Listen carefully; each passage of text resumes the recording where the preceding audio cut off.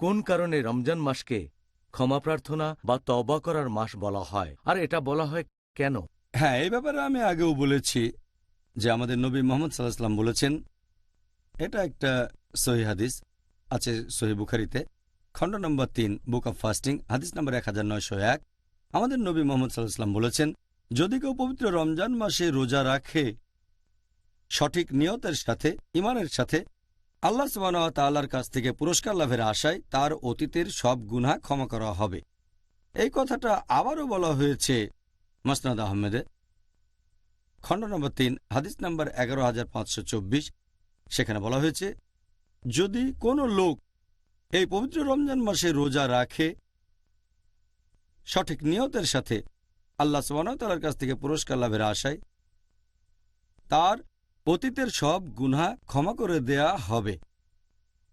এছাড়া আর উল্লেখ আছে, এটা আছে সহিহ মুসলিমে, খণ্ড নম্বর 1, হাদিস নম্বর 450।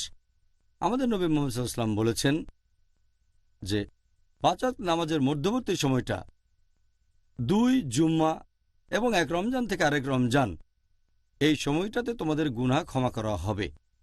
এই সময়টাতে তোমাদের সব পাপ ক্ষমা করা হতে পারে।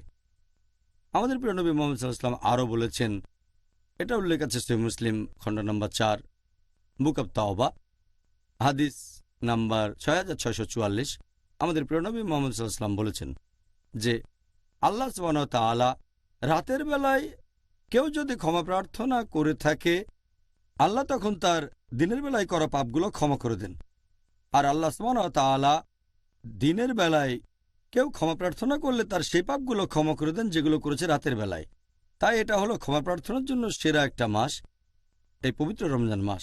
এই মাসে সহজে নিজের পাপগুলো থেকে ক্ষমা পেতে পারেন, কারণ বেহেশতের দরজা এ সময় খোলা থাকে, দোজখের দরজা বন্ধ থাকে। সেজন্য রমজানকে বলা হয় ক্ষমার মাস। আল্লাহু আকবার। এই কারণে সবাই এই মাসে ইবাদতে মগ্ন থাকে। কারণটা তাহলে জানলাম। সুবহানাল্লাহ।